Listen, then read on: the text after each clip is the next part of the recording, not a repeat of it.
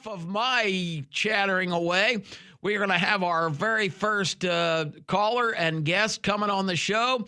And David, let's go ahead and run his feature this week because we need to find out what's happening on Buyout Island. Welcome to this week's Agent Confidential Buyout Island Index. At number 5, a new entry, up 4 spots, Josh Heupel, Tennessee. Heupel has had success, but expectations on Rocky Top are sky high. Another good year may not be good enough. Number 4, Shane Beamer, South Carolina. He's set up for a solid season, but the leash is short. The Gamecocks need to show they are moving forward. Number 3, Luke Fickell, Wisconsin. Success is a must this year for the head Badger. The patience in Madison is running thin. Number 2, down 1 spot, Mike Norvell, Florida State. The pressure remains to get Florida State back to the expectations of the Seminole faithful. And number 1, new to the index, Bill Belichick, North Carolina. The dumpster fire continues in Chapel Hill, and the NFL experiment looks headed for a divorce. That's this week's Agent Confidential Buyout Island Index. I'm Mike Chaudron. See you next week. All right, well, he's going to see you next week with Buyout Island, but he's going to see you right now, and you're going to hear from him. Agent Confidential, Mike Chaudron, great to have you on, as always, on this Saturday morning. How are you, my good friend?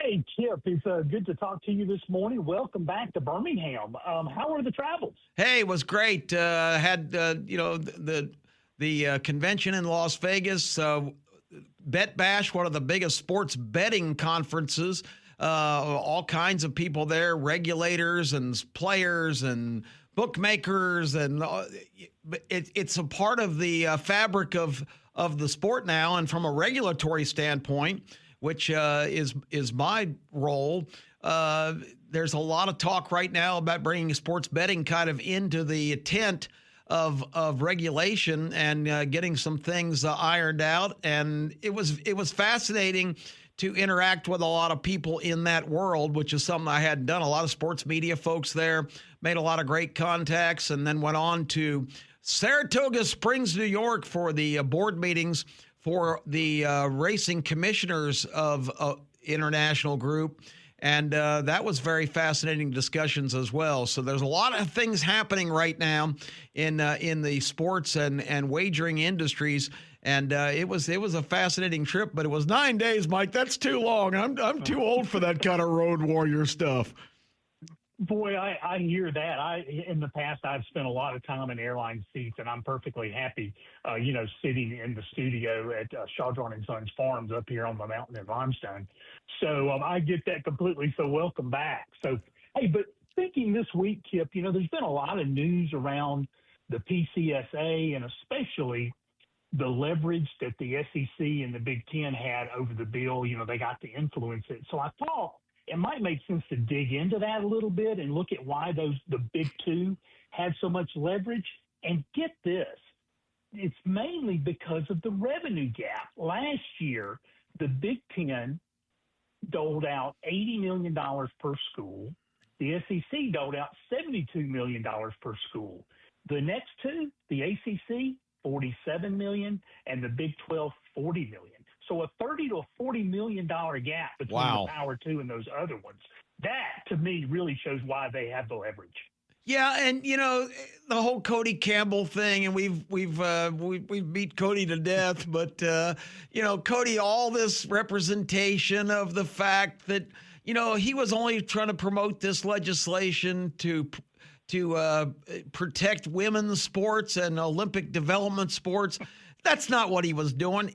It's just what you mentioned. The Big 12 gets half the money that the Big 10 and the SEC get, and that's what he was trying to address, is the ultimate capitalist trying to come up with this kind of socialist bill that everybody should get an equal share. Yeah, he was running commercials the first week of the season last year about, socializing the revenue. So we know that's where his head was. But to me, I think we heard a lot of talk this week about jersey patches and all of that thing and all of that stuff. And I think it's not so much jersey patches. I think it's a revenue story. I mean, you're looking at ADs and commissioners trying to find alternative sources of revenue. I mean, if you've got a $40 million NIL budget that you got to pay players, you better figure out ways to get more revenue in. And that's why I think you're seeing, Alabama came on the field with where the SEC patch normally was empty on their during media days. So, there's talk about Mercedes there, but this is a revenue story. It's not going to be just jersey patches.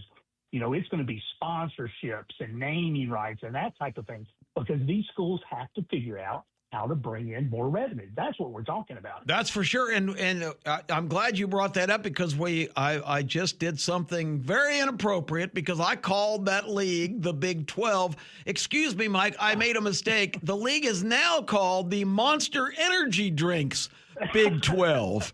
Exactly. And that was just a terrible deal. I mean, the schools are getting so little money for that. But I will give Brett Yurchek just a little bit of props, the commissioner of the Big 12.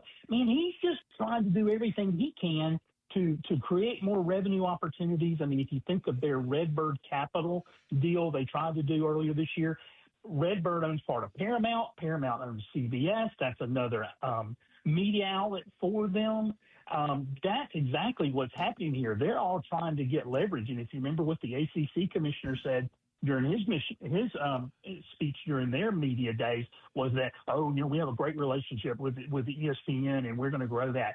Everybody's scrambling here, and that's where all of this comes down. But what's going to be really interesting, I think, Kip, is you're going to see more and more types of partnerships. I mean, for example, something I was thinking of is you might have the coaches' wireless headsets provided by T-Mobile. Auburn and Alabama fans get 5% off of T-Mobile because you have a ticket to the game. That's the type of thing that we're leading to beyond revenue patches, because they've got to figure out more ways to generate revenue, and that's what we're talking about. Yeah, because like you said, the gaps between the millions of dollars that the two big conferences are enjoying just strengthens my argument that, again, one size doesn't fit all. Mike, we've talked about this endlessly, and you've made reference to it in your great book, Agent Confidential. The idea that a congressional bill or scrambling around for additional revenue is going to even everything out, I just think is unrealistic. I think you've got two leagues in a different atmosphere than everybody else. And I just don't see any logical solution other than those two leagues breaking away, maybe taking on some other partners like a Notre Dame or some of the stronger programs that are in the ACC or the Monster Energy Drink Big 12. I got it right that time. But I just don't see a viable solution, because you're not going to address the needs of Tulane and Ohio State in the same kind of legislation. It's impossible.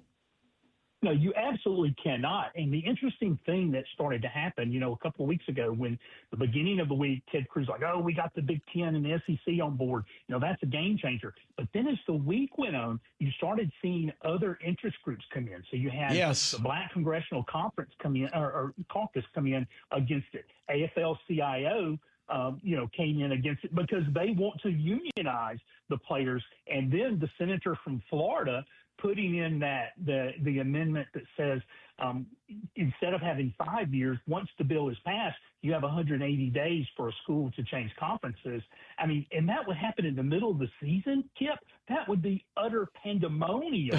And the funny thing about it is, as you see all these different amendments coming in, it's everybody wanting to get their page put into the rule book.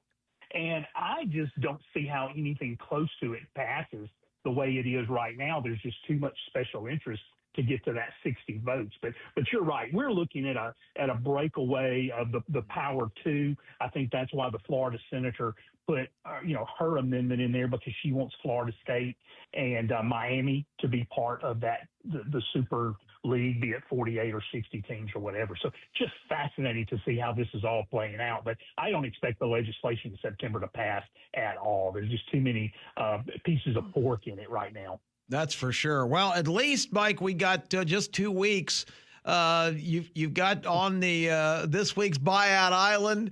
You've got the luminary 6-time or 7-time, I can't remember how many he got it in New England, but he had a whole bunch of them. Bill Belichick. I'm going to go ahead and officially nominate the hiring of Bill Belichick, his entire family, and all of his best friends as the football gurus of North Carolina. The worst hire, perhaps, in the history of not just sports, but maybe all business. I think it was. I mean, just what an utter train wreck. You know, his general manager has been suspended for supposed HR violations. The Lombardi guy. I jokingly put out on Twitter this week that I had received multiple Freedom of Information Act requests from Bill Belichick's girlfriend. Yeah. Because she's, constantly doing that for North Carolina stuff. So just what an utter disaster there. And I thought we needed to rise to the top. But stay tuned for next week. We're going to reach into the out west and add a couple of new members to the Buyout Island next week from the Western time zones. Yeah, so a lot of interest on a lot of interest on the prime real estate at Buyout Island. I think too that gets shaped a lot by. I just went through my kind of top 10, and Buyout Island gets shaped a lot by teams with high expectations getting off to less than exciting starts. The dynamic's going to change just about every week now. Yeah. Oh, it is. So right now, before the season, it's just kind of listening to, the press and watching what's happening with practices and stuff. But I'm telling you, by the middle of September, man, it will be really hot and heavy on the Buyout Island reservation request. And we'll probably have some surprises pop up. So trying to just put a lot of names in there right now. We put Heupel on there. And while I live in Tennessee, and I hope that Tennessee does well, I think their schedule is really ugly. And they could be 9-3, they could be 6-6. And I don't pick games. I just look at the pressure the coaches are under. But I tell you, I think we're set up really well, Kip, for game time during this season, talking about Buyout Island, because it's going to be a bigger and bigger topic every week as we get deeper into the season. Yeah, and a guy that I would think is on the fringe of that, because I think he's got to have a good year or else. Lincoln Riley at USC.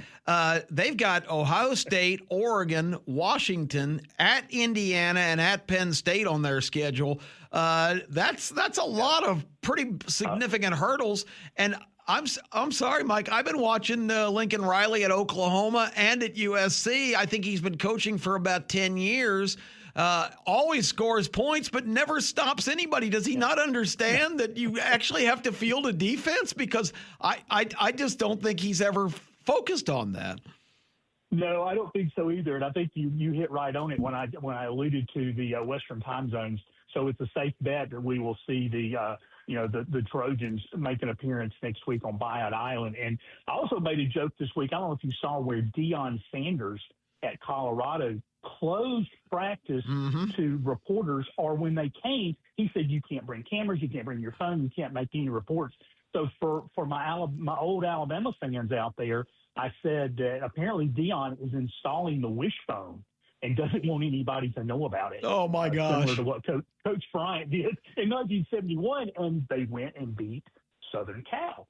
So it's going to be interesting. But, yeah, look for some Western exposure on next week's Buyout Island. We're certainly getting a lot of publicity with it and having some fun with it. Well, on Deion, he got in some controversy earlier in the summer by declaring that if players are late for meetings or violate team rules, he was going to start fining guys. And there's all this uproar. Well, you can't fine college players.